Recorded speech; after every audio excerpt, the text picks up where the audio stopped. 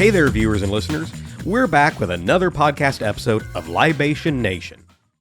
Not exactly news anymore, but actor Kelsey Grammer has launched his very own brewery called Faith American Brewing Company in upstate New York.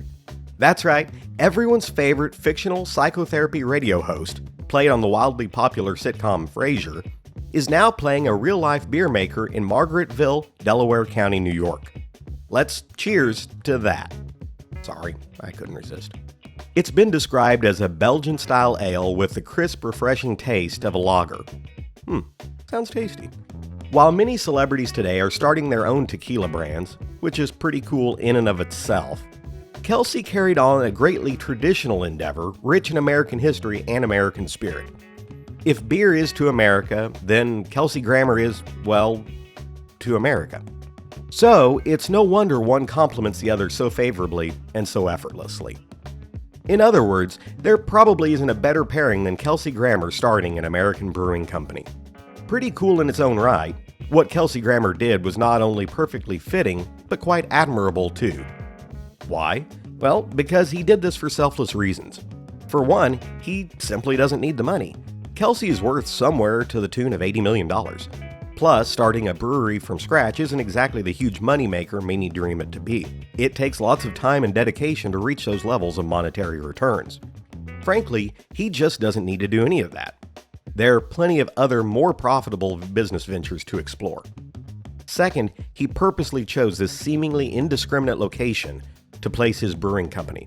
Delaware County isn't an obvious choice for a microbrewery undertaking. In fact, it's a place close to Kelsey's heart. On their website, he writes, "Having visited the Catskills as a boy and spent some of my most precious days here, I always suspected I would have a future with these mountains. 26 years ago, the land was bought that is the home to Faith American. Here in Delaware County, times have been challenging and the once prosperous region has suffered considerably. It was a dream of returning this land and even this region to prosperity. A dream that commerce could restore this magnificent corner of the world to a thriving and vital place in America's economy that gave birth to the idea of a brewery. It is our hope that Faith will create and sell beautiful beers of all varieties. We will brew at the old dairy farm site and explore this marvelous craft, living in harmony with the land and the people here. Harvesting our potential together as Faith American Brewing Company brings joy to our customers and revenue to the community." Kelsey could have started a brewery anywhere in America. Heck, he could easily start any business, anytime, anywhere in the world. But the Catskill Mountains hold a different kind of value for Grammer. Sentimental. This is where his roots are. It doesn't meet his celebrity status today, but rather his kindred spirit of a not-so-yesteryear. He wants to bring economic life and communal determination back into this little piece of upstate New York. And lastly, Kelsey's brewery is literally a motif of America's soul. The name alone elicits patriotism of faith and country. Faith American Brewing Company. Its identity is, in a strong sense, detached from his. Don't get us wrong, he's spoken about his brewery quite publicly. But he's taken the virtues of capitalism, in the purest sense of the word, the grit that built this country through good old-fashioned hard work, and put it back into the place and people of Delaware County. This is where his brewing company belongs. Kelsey Grammer didn't just build a brewery. He rebuilt his former community and gave them a hopeful tomorrow. Because they gave him something much more, his identity. Much of the Southwest has been experiencing extreme drought conditions for the better part of 2 decades now. In fact, the U.S. Bureau of Reclamation has declared a water shortage in Lake Mead and Lake Powell of the Colorado River for the first time in recorded history.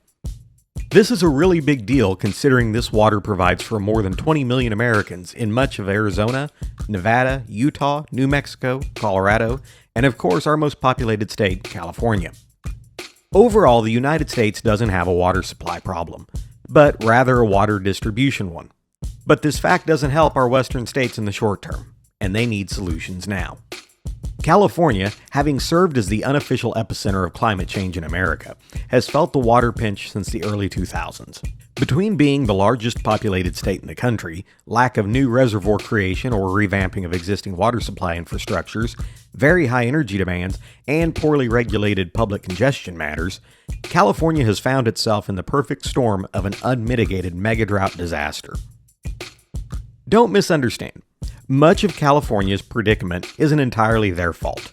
Climate change is a global event.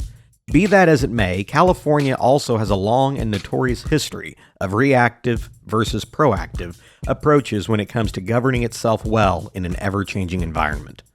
Until recently, it's been a lot of talk without the walk. So what does a megadrought mean for the future of California?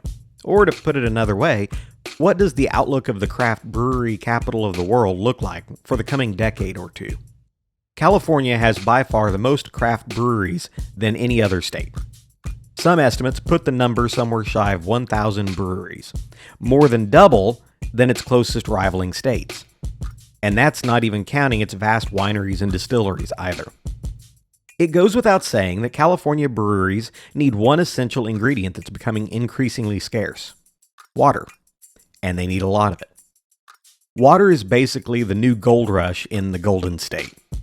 People and businesses require it for overall business operations, sanitation, and, well, survival.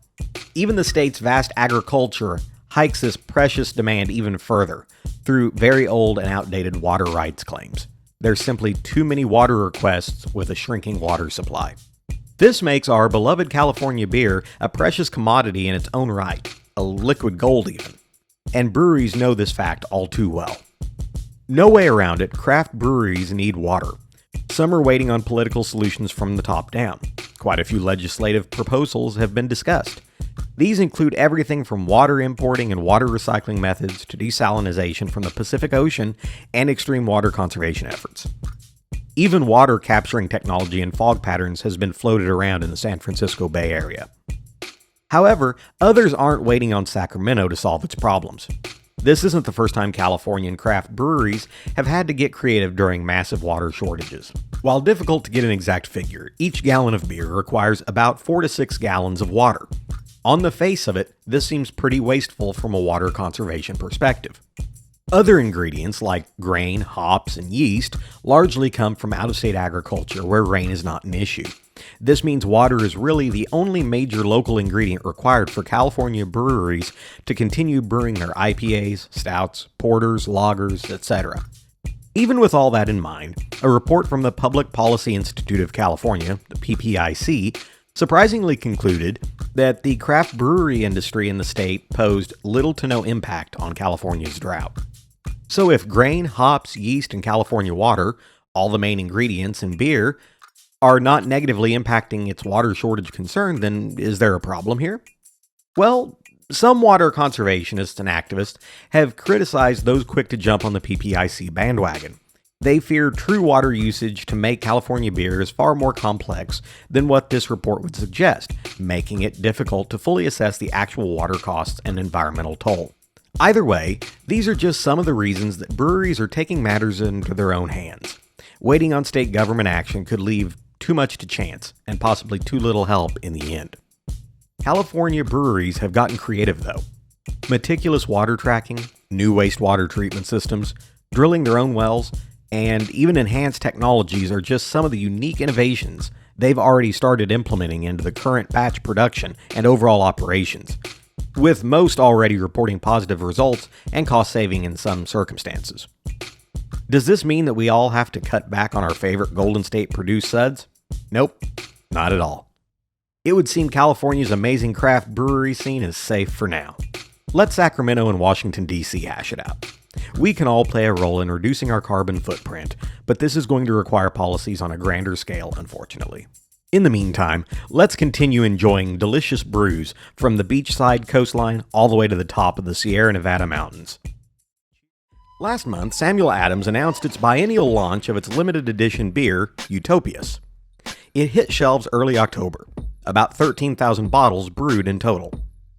Utopius is touted as an extreme barrel-aged beer that pushes the limits of barrel aging. a delicious batch blend through a painstaking brew process.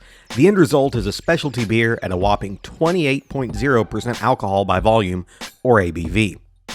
To put it in perspective, craft beers average around 5 to 7% ABV, making Utopius about 4 to 5 times stronger than your average suds. On their website, it states, "We make Utopius to challenge the perception of what beer can be. This boundary-bending, barrel-aged beer blurs the line between beer and fine spirit. At 28%, it's the badass of our brewery. Its reputation puts it on every beer drinker's bucket list." And it's because of this higher than normal alcohol content that makes this particular beer not so legal, at least not in every state. Broadly speaking, alcohol sales have a long and complicated history here in the United States. To make a long story short, quite a handful of states have legally capped the alcohol content in beer that's purchased and sold within its borders. These local statutes are well below Utopius's 28% ABV. In fact, they don't even come close. Any sale or purchase of this specialty beer would thereby be illegal, with varying degrees of enforcement and punishment by state. So you may be asking yourself now, which states technically outlaw Samuel Adams' Utopius? Well, there are 15 states, actually. Alabama, Arkansas, Georgia, Idaho, Missouri, Mississippi, Montana, North Carolina, New Hampshire, Oklahoma, Oregon, South Carolina, Utah, Vermont, and West Virginia. Even if you don't live in one of these states, Utopius will still set you back about $240 for an oversized 25.4-ounce bottle. Now that's a lot of beer moolah. Well worth it, we're sure. But we're still waiting on Samuel Adams to send us a bottle to review. Cough, cough, hint, hint. Samuel Adams, looking at you. At least with Utopius, you're getting a limited edition specialty beer in a generous size bottle and huge fanfare. And needless to say, it certainly doesn't skimp on the alcohol content either. Usually less is more, but in this case, more is more with Samuel Adams. This decade has started off on the wrong foot. A global pandemic, economic downturn, inflation worries, culture wars, and a growing political divide have dominated news cycles for months now. But within all the chaos plaguing the 2020s thus far, it's nice to take a reprieve when one can find it. For many, craft beer has taken on that role. It's actually not a far-fetched idea. On the face of it, some may say it's just beer. But it's really not just about the beer, is it? People, particularly Americans, have always gravitated toward these little luxuries, especially in times of uncertainty. Going to the movies, grabbing a Starbucks coffee to go, or enjoying the craft beer. These are just some examples of temporary escape, a moment of bliss. It's really no wonder, then, that we reach for a cold one every once in a while. Craft beer is always great, in good times and in bad. With that, predicting the future can be a tricky business.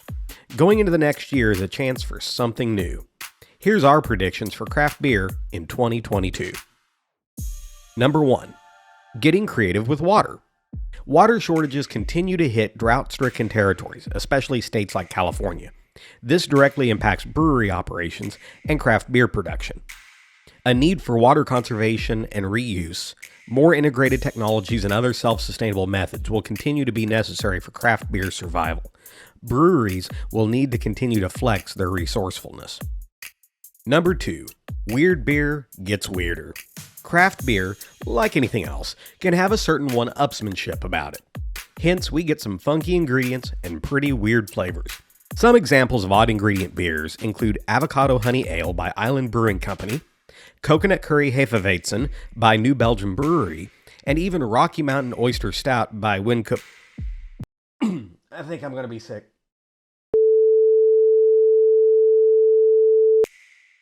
We expect this trend to continue even more as new breweries continue to take root throughout our Libation nation. You see what I did there. Number 3.